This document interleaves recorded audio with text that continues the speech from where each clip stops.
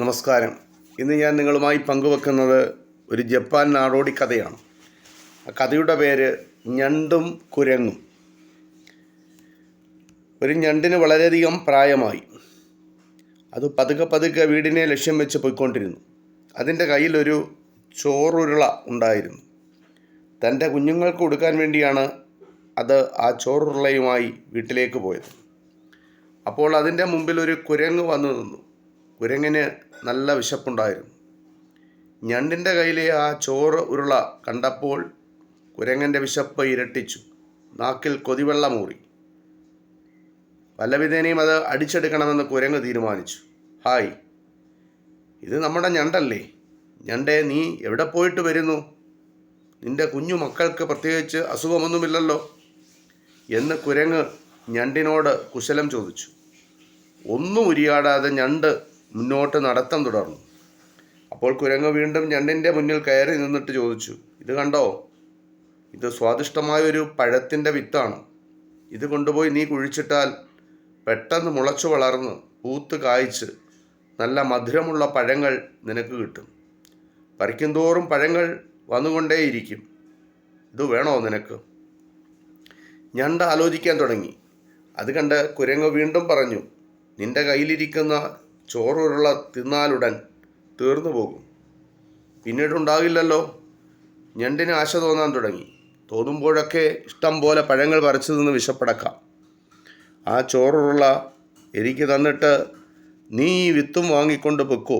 കുരങ്ങിൻ്റെ സംസാരത്തിൽ ആകർഷ്ടനായ ഞണ്ട് ചോറുരുള കുരങ്ങിന് കൊടുത്തിട്ട് കുരങ്ങിൻ്റെ കയ്യിൽ നിന്നും വിത്തും വാങ്ങി അത് വീട്ടിലേക്ക് പോയി. കുരങ്ങ് ആർത്തിയോടെ ചോറുരുള തിന്ന് വിശപ്പടക്കുകയും ചെയ്തു. വീട്ടിലെത്തിച്ചേർന്ന ഞണ്ട് തൻ്റെ തോട്ടത്തിൻ്റെ ഒരു മൂലയിൽ ആ വിത്ത് കുഴിച്ചിട്ടു.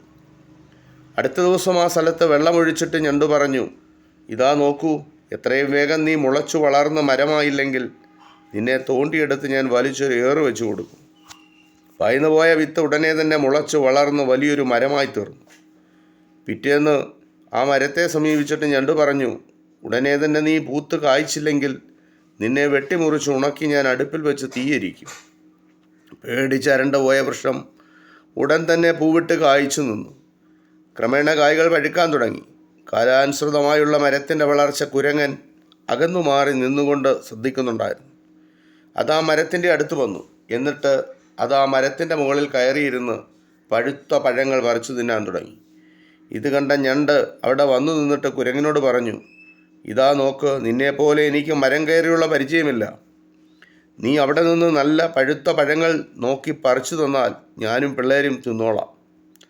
ശരിയെന്ന് സമ്മതിച്ചുകൊണ്ട് കുരങ്ങ് നല്ല പച്ച കായ്കൾ നോക്കി പറിച്ച് താഴോട്ടിട്ട് കൊടുത്തു. ഞണ്ട് അതെടുത്ത് കടിച്ചു നോക്കിയപ്പോൾ അതിന് വല്ലാത്ത കവർപ്പ്.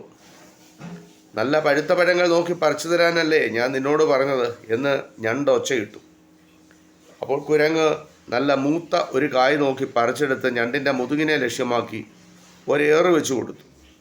വളരെ മുകളിൽ നിന്ന് അത് വന്ന് ഞണ്ടിൻ്റെ പുറത്ത് വീണത് കാരണം ഞണ്ടിൻ്റെ മുതുക് ചതഞ്ഞ് കരുവാളിച്ചു പോയി. ഒരാഴ്ച ഞണ്ടിനെ പൂർണ്ണ വിശ്രമം എടുക്കേണ്ടി വന്നു. അച്ഛൻ ഞണ്ടിൻ്റെ ദുരവസ്ഥ കണ്ട് കുഞ്ഞു ഞണ്ടുകൾ വളരെയധികം ദുഃഖിച്ചു. ദിവസവും ഇതേപ്പറ്റി പറഞ്ഞ് സങ്കടപ്പെട്ടവർ കരഞ്ഞു. ഇത് കണ്ട സഹതാപം തോന്നിയ ആ തേനീച്ച അതിൻ്റെ കാരണം അന്വേഷിച്ചു. കുരങ്ങാണ് ഇതിനെല്ലാം കാരണക്കാരെന്ന് മനസ്സിലാക്കിയ തേനീച്ച അതിനെ ഒരു പാഠം പഠിപ്പിക്കണമെന്ന് തൻ്റെ കൂട്ടുകാരോടെല്ലാം പറഞ്ഞു. തേനീച്ചയ്ക്ക് 3 കൂട്ടുകാരുണ്ട്. ഒന്ന് ഒരു ബദാം വിത്ത്, മറ്റൊന്നൊരു തയ്യൽ സൂചി, മൂന്നാമത്തേത് ഒരു ആട്ടുകല്ല്. അവ 3ഉം തങ്ങളാലാവും വിധത്തിൽ തേനീച്ചയെ സഹായിക്കാമെന്ന് വാഗ്ദാനം ചെയ്തു. ഞണ്ടിൻ്റെ കുഞ്ഞുങ്ങളും തേനീച്ചയും അതിൻ്റെ കൂട്ടുകാരും കൂടി ആലോചിച്ചിട്ട് കുരങ്ങിനോട് പ്രതികാരം ചെയ്യാനുള്ളൊരു ദിവസം നിശ്ചയിക്കുകയും ചെയ്തു. നിർദ്ദിഷ്ട ദിവസം അവരെല്ലാം കുരങ്ങിൻ്റെ വീട്ടിലെത്തിക്കൂടി.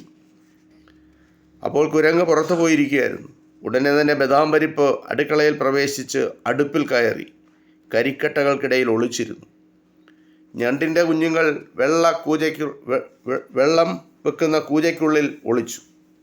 തയ്യൽ സൂചി കുരങ്ങ് കിടക്കുന്ന കിടക്കയിൽ കയറി കുത്തനെയിരുന്നു. ആട്ടുകല്ല് വാതിലിന് മറഞ്ഞിരുന്നു. തേനീച്ച കഞ്ഞിക്കലത്തിൽ പോയി ഒളിച്ചിരുന്നു. അന്ന് വളരെ താമസിച്ചാണ് കുരങ്ങ് വീട്ടിലെത്തിയത്. അപ്പോൾ ശൈത്യകാലമായിരുന്നത് കൊണ്ട് അല്പം തീ കാഞ്ഞു കളയാമെന്ന് കരുതി കുരങ്ങ് അടുപ്പിൽ തീ കത്തിച്ചു. അതിൻ്റെ അരികിലിരുന്നു. തീ കത്താൻ തുടങ്ങിയതും ചൂടേറ്റതുകൊണ്ട് ബദാം പരിപ്പ് ഠോ എന്ന് പൊട്ടിത്തെറിച്ച് കുരങ്ങിൻ്റെ ദേഹത്ത് കൊണ്ടു. കുരങ്ങിന് തൊലി പൊള്ളി നീറ്റലെടുക്കാൻ തുടങ്ങി. ഉടനെ തന്നെ വെപ്രാളത്തോടെ പൊള്ളിയ ഭാഗത്ത് വെള്ളം പുരട്ടാനായി അത് കൂജയ്ക്കുള്ളിൽ കൈയിട്ടു. കൂജയ്ക്കുള്ളിൽ ഇരുന്നിരുന്ന ഞണ്ടിൻ കുഞ്ഞ് കുരങ്ങിൻ്റെ കൈക്ക് ഒരു നല്ല കടി വെച്ചു കൊടുത്തു. അന്താളിച്ചു പോയ കുരങ്ങ് അവിടെ നിന്നോടി കഞ്ഞിക്കലത്തിൽ കൈയിട്ടു. അപ്പോൾ അതിനുള്ളിൽ ഒളിച്ചിരുന്ന തേനീച്ചകൾ പറന്നുയർന്ന് കുരങ്ങിൻ്റെ ദേഹമാസകലം കുത്തി പരിക്കേൽപ്പിച്ചു. അയ്യോ, എൻ്റെ വീട്ടിൽ എനിക്ക് ഇത്രമാത്രം ശത്രുക്കളോ എന്നു പറഞ്ഞ് നിലവിളിച്ചുകൊണ്ടത് കിടക്കയിൽ പോയി വീണു. അപ്പോൾ തയ്യൽ സൂചി കുരങ്ങിൻ്റെ മുതുകിൽ കുത്തിക്കയറി. അയ്യോ ദൈവമേ, ഇതെന്തൊരു ശിക്ഷയാണ് എന്ന് നിലവിളിച്ചുകൊണ്ടത് പുറത്തേക്ക് ഓടാൻ ആരംഭിച്ചു. അപ്പോൾ വാതിലിന് മറഞ്ഞു നിന്നിരുന്ന ആട്ടുകല്ല് ഹും എന്ന ശബ്ദത്തോടെ കുരങ്ങിൻ്റെ പുറത്ത് മറിഞ്ഞു വീണു. അപ്പോൾ നിലവിളിച്ചുകൊണ്ട് കുരങ്ങ് വിളിച്ചു പറഞ്ഞു, അയ്യോ, നിങ്ങൾ എനിക്ക് മാപ്പ് തരണേ, ഞാൻ ഇനി ആരെയും ദ്രോഹിക്കില്ല. അതിനുശേഷം ആർക്കും ആ കുരങ്ങിൻ്റെ ഉപദ്രവം ഉണ്ടായിട്ടില്ല. ഇത് ഒരു ജപ്പാൻ നാടോടിക്കഥയാണ്. ഈ കഥ ഇത്രമാത്രം. നന്ദി, നമസ്കാരം.